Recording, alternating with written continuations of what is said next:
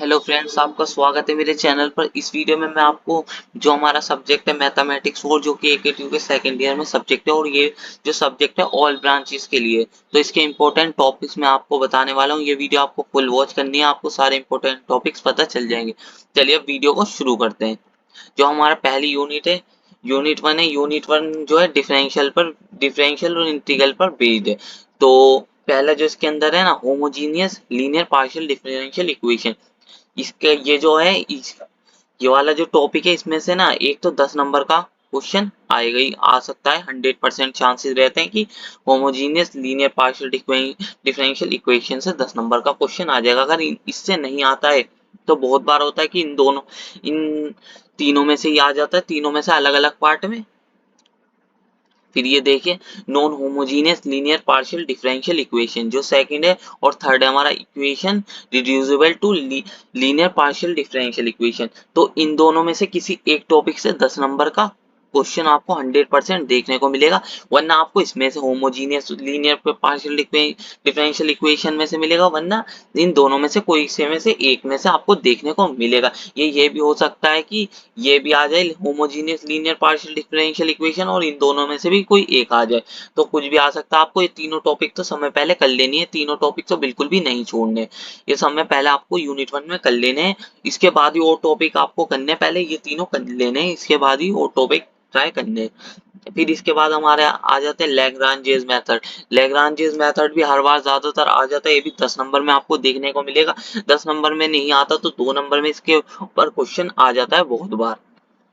और फिर इसके बाद चार पिट मेथड भी 10 नंबर में ही आता है। 10 नंबर में नहीं आता है तो इसका फॉर्मूला या कुछ और पूछ लेगा, वो 2 नंबर में। इन दोनों में से कोई एक तो आपको देखने को मिलेगा ही 100%, लैग्रांजेस मेथड में से और चार पिट मेथड में से। फिर जो अगला है कूची मेथड ऑफ कैरेक्टरिस्टिक, ये ज्यादातर इसके जो चांसेस रहते हैं 2 नंबर में रहते हैं।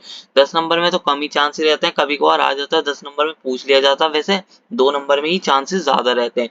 तो आपको मैं पहले बता देता हूँ, पहले तो आपको 3 टॉपिक कर लेना। 3 टॉपिक है, ज्यादा हार्ड भी नहीं है, इजी से ही है। या आपने सेकंड ईयर में भी मैथ में पढ़े होंगे, उसी से रिलेटेड टॉपिक है। तो इनको आपको वो सेकंड सॉरी कह रहा, फर्स्ट ईयर में भी पढ़े होंगे। फर्स्ट ईयर की मैथमेटिक्स 2 में homogeneous non homogeneous linear partial differential equation, ये सब equation reducible to linear partial differential equation, ये तीनों टॉपिक तो आपने फर्स्ट ईयर में भी पढ़े होंगे मैथमेटिक्स सेकंड में। तो आपको ये दो तीनों टॉपिक बहुत इजी पड़ जाएंगे, इसलिए तीनों टॉपिक तो समय पहले आपको कर लेने हैं। उसके बाद ही आपको लैग्रांजेस मेथड करना है, फिर उसके बाद चार पिट मेथड करना है। चार पिट मेथड थोड़ा हार्ड है, तो पहले लैग्रांजे करना, फिर उसके बाद चार पिट करना। और कूची मेथड मैंने बता ही दिया है, 2 नंबर में आएगा। ये 10 नंबर में तो बहुत ही कम चांसेस रहते हैं, कभी कभार पूछ लिया जाता है 10 नंबर में, वरना ये सब जो ऊपर वाले हैं मैंने आपको बता दिए किस तरीके से आ सकते हैं। अब चलते हैं यूनिट टू पर। यूनिट टू में है ना, यूनिट टू तो वैसे इजी है, जिसको इंटीग्रल और डिफरेंशियल आता है उनके लिए इजी है, और जिनको नहीं आता उनके लिए हार्ड है। वैसे यूनिट इजी, अगर आपको इंटीग्रल और डिफरेंशियल आता है तो पहले आपको इंटीग्रल और डिफरेंशियल अच्छी तरीके से पढ़ लेना, उसके बाद ही यूनिट वन और यूनिट टू ट्राई करनी है, क्योंकि इसके बिना इनके क्वेश्चन नहीं होने के, इंटीग्रल और डिफरेंशियल के बिना। तो अब यूनिट टू में जो पहला टॉपिक है वो है हमारा method of separation of variable. ये तो करना ही है, 100% करना है, इसके बिना आगे के कोई सा भी टॉपिक होने का नहीं। इसके ऊपर सेपरेट 10 नंबर का भी क्वेश्चन आ जाता है, और जो आगे के क्वेश्चन है ना जितने भी हैं, ये सब टॉपिक इनके ऊपर बेस्ड जो क्वेश्चन है वो इसी से होंगे, method of separation of variable से। तो आपको समय पहले method of separation of variable जरूर करना है, समय पहले इसी को करना है, उसके बाद आगे के क्वेश्चन होंगे, क्योंकि method of separation of variable के बिना आगे के क्वेश्चन होने के नहीं, इसलिए पहले तो इसे करना ही है, 100% करना है इसे। तो फिर आ जाता है फिर one dimension wave equation. One dimension wave equation पे बहुत 10 नंबर के क्वेश्चन आ जाते हैं, इसको आपको छोड़ना नहीं है, इसको भी आपको कर लेना 10 नंबर के हिसाब से, और 10 नंबर में ही पूछे जाते हैं इसके क्वेश्चन। 2 नंबर में बहुत ही कम चांसेस रहते हैं 10 नंबर में आएगा, अगर इसका क्वेश्चन आएगा तो।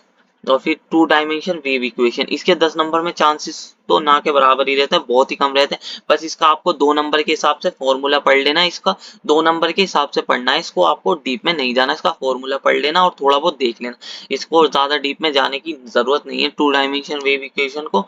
तो इसके अंदर बस वन डायमेंशन वेव इक्वेशन ही इंपॉर्टेंट है, क्योंकि और फिर आ जाता है वन डायमेंशन हीट इक्वेशन। जैसे one dimension wave equation important है, ऐसी वन डायमेंशन हीट इक्वेशन भी इंपॉर्टेंट है, 10 नंबर में आ जाती है। तो आपको इसको 10 नंबर के हिसाब से देखना है, बहुत ज्यादा इंपॉर्टेंट है। इसके अंदर से भी आपको देखने को मिल सकता है क्वेश्चन, तो इसको आपको बिल्कुल नहीं छोड़ना है। इसके अंदर के जितने भी क्वेश्चन है आपको कर लेने हैं। ये मैं टॉपिक बता रहा हूँ, ये मैं आपको क्वेश्चन नहीं बता रहा, क्योंकि टॉपिक ही मैथ में आते हैं। मैथ का तो कोई सा भी क्वेश्चन आ सकता है, इसमें कोई ये फिक्स क्वेश्चन तो आते नहीं कि ये वाला आ जाएगा ये वाला नहीं आएगा, इसलिए मैं आपको पहले ही बता रहा हूँ। फिर जो अगला है Laplace equation and two dimension. Laplace equation भी बहुत ज्यादा इंपॉर्टेंट है, ये भी 10 नंबर में पूछ लिया जाता है इसके अंदर भी। तो 10 नंबर के हिसाब से आपको ये वाला भी तैयार कर लेनी है, Laplace equation in two dimension. Laplace जो इक्वेशन है वो टू डायमेंशन के हिसाब से तैयार करनी है। फिर जो अगला है हमारा टू डायमेंशन हीट इक्वेशन, तो इसका फॉर्मूला और इसको ज्यादा डीप में जाने की जरूरत नहीं है, इसको बस 2 नंबर के हिसाब से ही देखना है आपको, ज्यादा डीप में जाने की जरूरत नहीं है। फॉर्मूला देख लेना, थोड़ा बहुत देख लेना, इसको टू डायमेंशन इक्वेशन को ज्यादा लॉन्ग में करने की जरूरत नहीं है। तो आपको method of separation of variable अच्छी तरीके से करना है। पहले वन डायमेंशन वेव इक्वेशन के क्वेश्चन करने हैं, वन डायमेंशन हीट इक्वेशन और लाप्लास इक्वेशन, और ये दोनों इनके फॉर्मूले देख लेना, ज्यादा डीप में जाने की जरूरत नहीं है। टू डायमेंशन वेव इक्वेशन और टू डायमेंशन हीट इक्वेशन, बस यही टॉपिक है सेकंड यूनिट में। अब यूनिट 3 में जाने से पहले मैं आपको बता देता हूँ, अगर आप चैनल पर नए हो तो चैनल को सब्सक्राइब कर लीजिए, और अगर आपको वीडियो अच्छी लग रही हो तो वीडियो को लाइक और चैनल को सब्सक्राइब कर लीजिए। और एक हमारा अब आ जाते हैं हमारी यूनिट 3 पर। यूनिट 3 में जो है पहला क्वेश्चन जो है हमारा मूवमेंट जनरेटिंग फंक्शन स्टूनेस और कुर्टोसिस। तो इसके अंदर जो है ना मूवमेंट्स मूवमेंट्स और स्क्यूनेस और कुर्टोसिस, इनके अंदर दो दो नंबर की डेफिनेशन भी आ जाती है, तो इनको और 10 नंबर में तो क्वेश्चन कम ही चांसेस रहते हैं, कभी कभार पूछ भी लेता है स्क्यूनेस और कुर्टोसिस और मूवमेंट्स को मिला के एक 10 नंबर का क्वेश्चन आ जाता है। तो आपको इनको छोड़ना नहीं, और मूवमेंट जनरेटिंग फंक्शन तो 100% करना है इसको, ये तो आगे भी है, आगे यूनिट में बहुत ज्यादा काम आएगा। इसको तो समय पहले आपको तैयार कर लेना, बहुत ज्यादा इंपॉर्टेंट है, ये भी पूछ लिया जाता है। तो आपको इस हिसाब से तैयार कर लेने, जिस हिसाब से मैं बता रहा हूँ इस टाइप से आपको कर लेने, क्योंकि यूनिट 3 सब में इजी यूनिट है। अगर आपको इंटीग्रल और डिफरेंशियल नहीं आते हैं तो ना आप ना यूनिट 3 यूनिट 4 और यूनिट 5 की हेल्प से बहुत आराम से पास हो सकते हैं। तो आपको समय पहले यूनिट 3 तैयार करनी है, क्योंकि यूनिट 3 इजी है, बहुत ज्यादा इजी है, ज्यादा हार्ड टॉपिक नहीं। इसके अंदर बस वही एक ही तरीके के मेथड जो रहते हैं ना सब क्वेश्चनों में लगते हैं, तो इसलिए ज्यादा हार्ड भी नहीं होती है, इसलिए आपको आराम से कर लेनी है। फिर इसके बाद आपको कोरिलेशन एंड रैंक कोरिलेशन, तो ये भी कर लेना। कोरिलेशन एंड रैंक कोरिलेशन पे बेस्ड क्वेश्चन आपको कर लेने हैं, दोनों बहुत ज्यादा इंपॉर्टेंट है, कोरिलेशन एंड रैंक कोरिलेशन। तो इसको 100% कर लेना, बिल्कुल भी नहीं छोड़ना, 10 नंबर में क्वेश्चन आ जाता है, हर बार ज्यादातर देखने को मिल जाता है, बहुत ज्यादा इंपॉर्टेंट है, बिल्कुल भी नहीं छोड़ना, पहले ही कह रहा हूँ मैं। और यूनिट 3 तो आपको पूरी करनी है, ट्राई करना है कि अगर आपको इंटीग्रल और डिफरेंशियल नहीं आता तो यूनिट 3 कर लें, ज्यादा हार्ड यूनिट नहीं है, बहुत ही ज्यादा इजी यूनिट है यूनिट 3 जो है। फिर इसके बाद जो है हमारा कर्व फिटिंग में जो है ना हमारी स्ट्रेट लाइन, पैराबोला और एक्सपोनेंशियल कर्व, इनके ऊपर बेस्ड जो न्यूमेरिकल और क्वेश्चन है उनको बहुत आराम से कर लेना।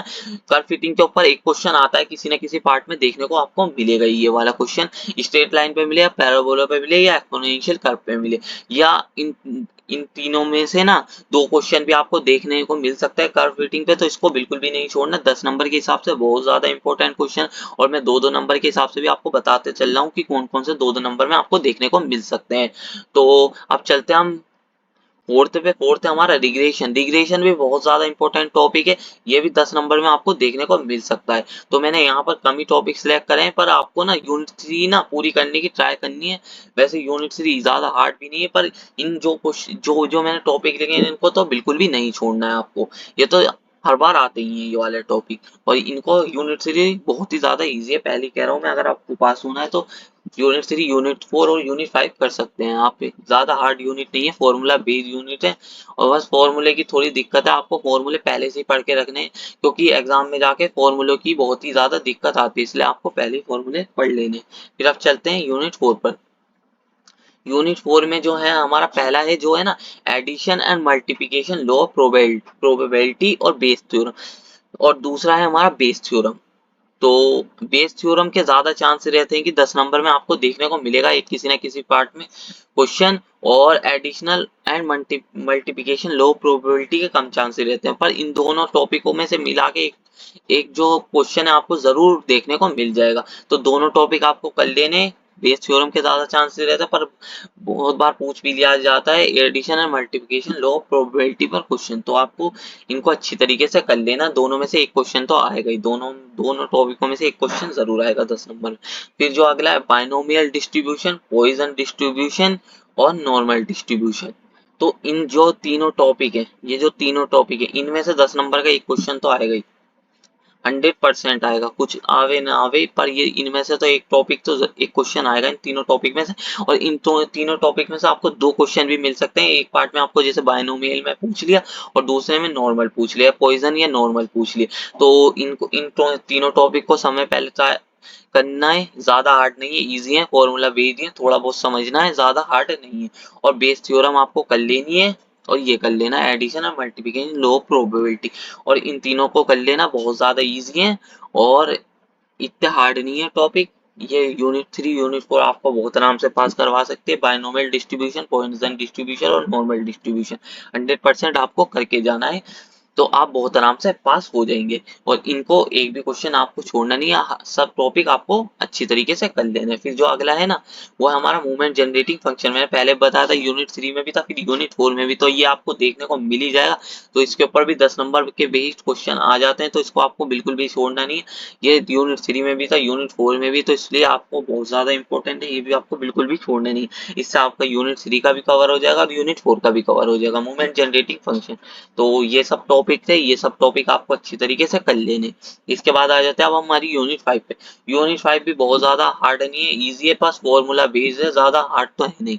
तो इसके अंदर जो hypothesis, null hypothesis, alternative hypothesis, या तो दो दो नंबर के इनके ऊपर इन इन सब अलग अलग टॉपिक पे दो दो नंबर के क्वेश्चन आएंगे, या 10 नंबर का मिला के एक क्वेश्चन आपको पूछ सकता है, कम चांसेस है पर बहुत बार पूछ भी लिया जाता है।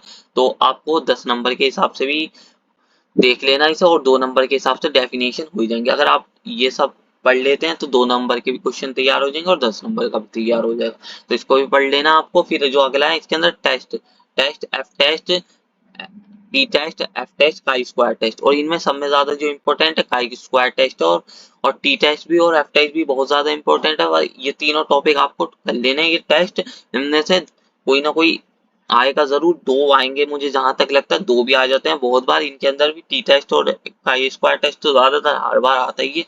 तो ये सब आपको टेस्ट कर लेना है, ज्यादा हार्ड नहीं है, इजी से ही है, थोड़े बहुत आप समझेंगे तो समझ में आ जाएंगे। फिर जो अगला है P N P and C chart, तो ये वाले भी आप कर सकते हैं, ये भी 10 नंबर के हिसाब से इम्पोर्टेंट है, सब 10 नंबर के हिसाब से हैं। तो 10 नंबर के हिसाब कर लेना, 10 नंबर के लिए इनको, ये भी 10 नंबर में आएंगे, और ये वाले भी P chart, N P chart और सी चार्ट, ये भी बहुत ज्यादा इंपॉर्टेंट है, P N P and C chart, ये भी आपको 10 नंबर में देखने को मिल जाएंगे। और फिर आ जाता है one way analysis of variance, ANOVA. तो अनोवा कर लेना, अनोवा भी आ जाता है 10 नंबर में, बहुत ज्यादा इंपॉर्टेंट है अनोवा। इसका वर्किंग प्रिंसिपल भी बहुत ज्यादा इंपॉर्टेंट है, वर्किंग प्रिंसिपल, और इसके ऊपर बेस्ड न्यूमेरिकल क्वेश्चन सब कुछ आपको कर लेने हैं। तो और P N P C chart भी आपको, अगर आप ऊपर के ये 1, 2 और 4 भी कर लेते हैं तो आप ये वाला थर्ड टॉपिक छोड़ भी सकते हैं। आपको जहां तक चांसेस है कि ना ये जो चार्ट्स है ना ये चॉइस में मिल जाएंगे, तो आपको ये फर्स्ट और सेकंड और फोर्थ टॉपिक तो बिल्कुल भी छोड़ना नहीं है। अगर आपको वीडियो थोड़ी सी भी अच्छी लगी और हेल्पफुल लगी हो तो वीडियो को लाइक और चैनल को सब्सक्राइब कर लीजिए।